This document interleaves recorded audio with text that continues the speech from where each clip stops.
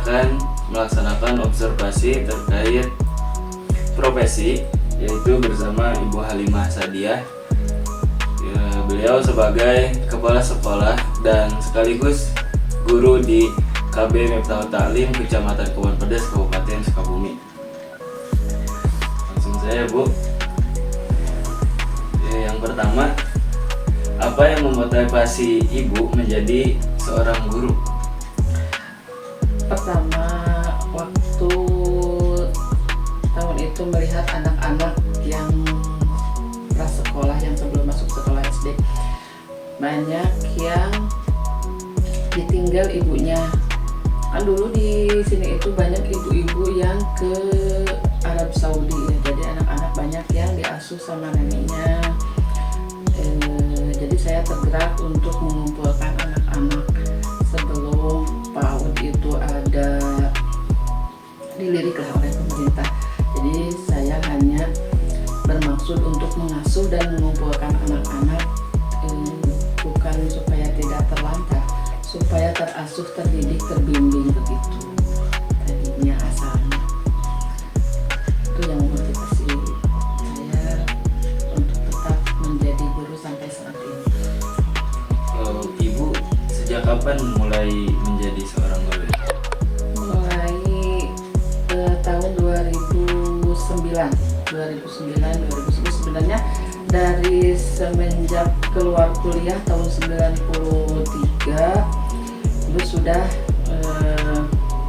jadi, bukan jadi guru ya itu mengumpulkan anak itu, kan dulu sebelum formal ya PAUD itu. Jadi dari tahun 1993 terus ibu keluar dulu tahun 97, 98 masuk lagi, sampai sekarang 2025 insya Allah. Kemudian dari Ibu tadi mulai mengajar, apakah cuma di jenjang PAUD doang, apa ada di yang lain? Enggak, dulu ibu pertama kali di MD, terus di TKK, terus di PAUD, pindah lagi ibu ke PAUD Kota, terus ke TK IT Al Firdaus,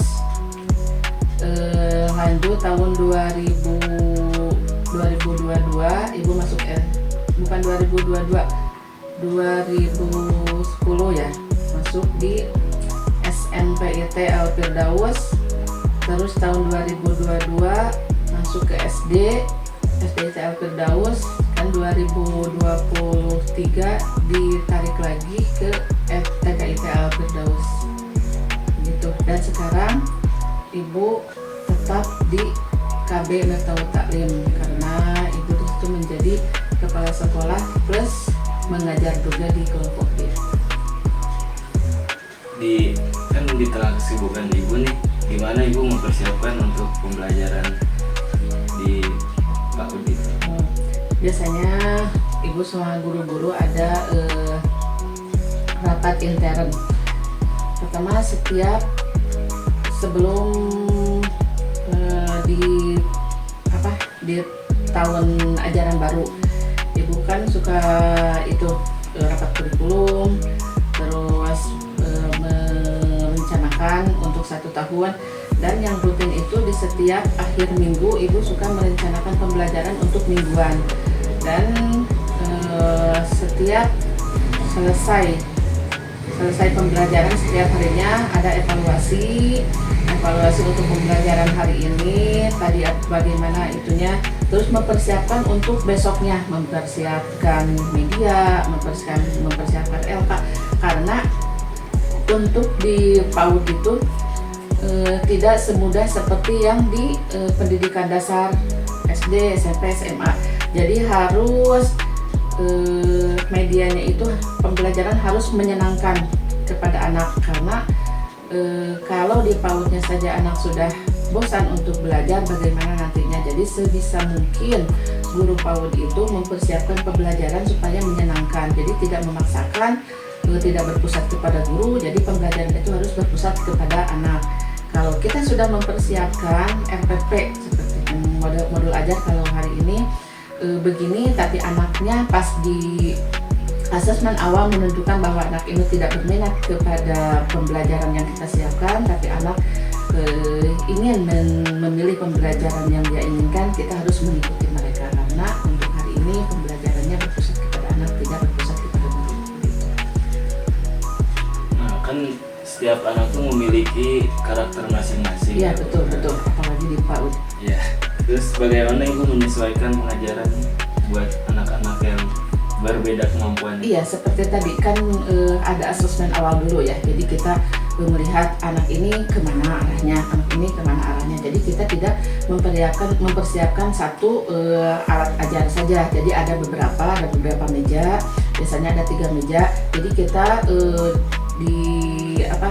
ada pertanyaan pemantik dulu. Nanti kita bisa mengarahkan anak itu mau kemana, bukan diarahkan. Jadi anak itu bisa memilih. Oh Bu, saya mau di sini, saya mau di sini. Jadi kita itu dulu perkenalkan dulu. Ini loh sekarang pembelajarannya. Anak boleh memilih. Jadi kita tahu dari asesmen awal kemampuan anak itu bagaimana. Jadi tidak dipaksakan untuk menghitung, tidak dipaksakan untuk menulis, tidak dipaksakan untuk satu permainan saja. Gitu. Nah, kalau untuk di kelas TK ini, buat tantangannya apa tuh Bu biasanya? Biasanya kan kalau konsentrasi anak itu ya 1 menit atau 2 menit paling lama. Jadi itulah kalau kita ingin anak-anak diam, tapi anak-anak banyak yang tidak bisa diam. Biasanya gini, kalau yang temannya diam tapi ada satu saja yang tidak diam, itu suka mengikuti. Itu tantangan bagi guru-guru Berarti PAUD. kalau di TK itu naluri bermainnya masih. Iya, karena anak-anak itu kan hakikatnya bermain, jadi tetap harus dibawa bermain begitu. Kemudian kalau kan TK ini biasanya bermain. Nah, bagaimana Ibu membangun kedekatan dengan anak-anak? Iya, karena anak-anak PAUD anak-anak PAUD itu kan anak-anak prasekolah ya, sekolah dasar. Jadi kita harus memposisikan diri anak-anak itu, kita harus mengikuti dunia mereka, bukan mereka mengikuti dunia kita. Jadi kita sebagai guru juga, sebagai orang tua juga, pengganti orang tua di rumah, walaupun bukan 100% kita orang tua mereka, tapi mereka harus merasa nyaman kepada kita. Dan bahasa juga kita harus menggunakan bahasa ibu begitu kalau ke anak-anak PAUD itu. Terus ini Bu, kan pasti pernah dong nemu anak yang susah banget gitu diatur. Nah, gimana Ibu menghadapinya gitu, anak seperti itu? Iya, kan guru-guru PAUD itu harus dengan naluri keibuannya ya. Tapi insya Allah anak yang bagaimana tidak diamnya, kalau kita dengan kasih sayang, dengan kelembutan, insya Allah anak-anak itu berpihak kepada kita.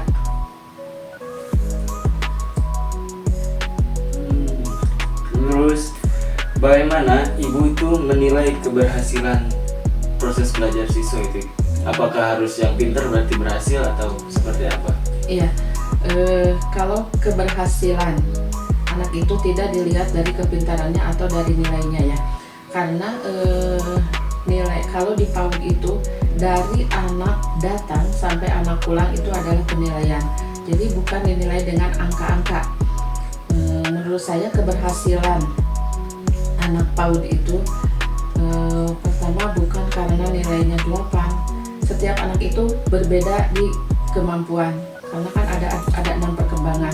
Ada satu anak yang bagus di bahasanya, ngomongnya pintar, tapi kurang di kognitif. Ada anak bagus di kognitif tapi pemalu. Ada anak yang bagus menggambarnya tapi kurang di sosial emosionalnya, tidak bisa bergaul. Jadi keberhasilan anak-anak itu, kepintaran anak itu berbeda-beda. Jadi tidak kita bisa dilihat anak ini pintar itunya, pintar ininya. Semua anak itu adalah bintang menurut Ibu gitu. Terus apakah Ibu menggunakan penilaian formatif, sumatif, atau kombinasi dari keduanya? Iya, pertama kan ada asesmen awal, terus ada penilaian. Kalau di penilaian di PAUD itu ada checklist, ada anekdot, ada foto berseri. Tapi tapi tetap itu ada harian, mingguan, dan dikumpulkan nanti di semesteran di rapot untuk 6 bulan sekali. Jadi kami menggunakannya semua.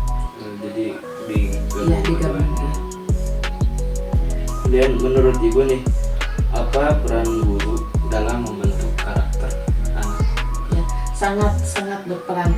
Jadi guru itu harus menjadi teladan. Kalau kita mau mencetak seorang anak itu menjadi apa, lihatlah gurunya. Gitu.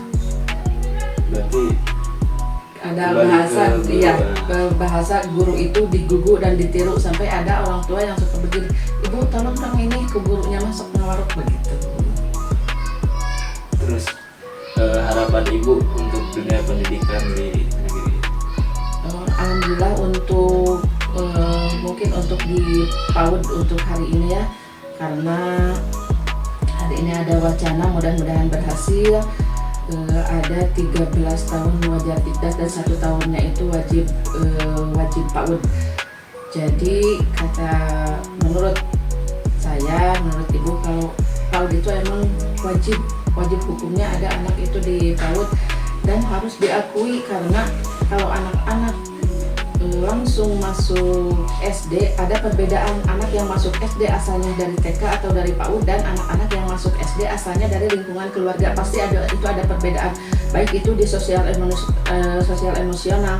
Anak-anak yang di PAUD itu cenderung bisa berbaur, bisa bergaul, tapi berbeda lagi kalau anak-anak itu yang masuk dari keluarga langsung masuk ke SD. Jadi anak itu harus ditunggu atau tidak bisa langsung bergaul dengan anak-anak teman sebayanya, teman barunya. Tapi kalau anak-anak dari PAUD dulu, insya Allah tidak akan lama dan tidak akan susah untuk memperkenalkan atau ikut serta dalam pembelajaran selanjutnya. Begitu, mudah-mudahan untuk program 13 tahun wajib belajar ini berhasil, dan doanya mudah-mudahan guru-guru PAUD itu tidak ada PAUD non formal dan formal lagi. Doanya mudah-mudahan lancar untuk tahun ini. Satu lagi Bu, jika Ibu bisa mengubah entah itu dalam sistem atau apapun dalam dunia pendidikan, kira-kira apa yang mau diubah? Yang mau diubah apa ya? Karena menurut saya kalau di Indonesia itu ya, setiap ganti kementerian itu selalu berubah-ubah sistemnya atau berubah-ubah kurikulumnya. Jadi jangan terlalu sering diubah-ubah, karena kan kalau apalagi guru PAUD, asalnya itu kan guru PAUD itu bukan tujuannya menjadi guru ya. Nah itu, jadi kalau untuk mengikuti perubahan itu akan sulit kayaknya untuk guru-guru PAUD itu, mengingat SDM-nya itu kan tidak seperti mau masuk guru formal, ada ini ada itu, harus ada dengan persyaratan. Kalau menurut saya sudahlah, kalau ini mau dilanjutkan, jangan terlalu setiap ganti menteri ganti peraturan atau ganti kebijakan. Yang bagus lanjutkan saja, yang kira-kira kurang jadi jangan terlalu lama sekolah itu gitu maksudnya. Jadi anak-anak itu kita kan 1 tahun di PAUD, 6 tahun di SD, 3 tahun di SMA, sampai 24 tahun anak baru keluar dari S1 misalnya. Sementara kan lapangan pekerjaan memerlukan tenaga-tenaga yang masih muda begitu. Itu jangan, harapan ibu jangan terlalu banyak dirubah-rubah gitu. Itu pertahankan yang udah bagus. Iya, merubah Atau itu yang kurang-kurangnya saja. Jadi kalau yang sudah bagus lanjutkan saja, walaupun itu program menteri yang atau penguasa yang dulu begitu. Mungkin segitu aja Bu Ya. dari saya. Terima kasih atas waktunya. Assalamualaikum warahmatullahi wabarakatuh. Waalaikumsalam warahmatullahi wabarakatuh.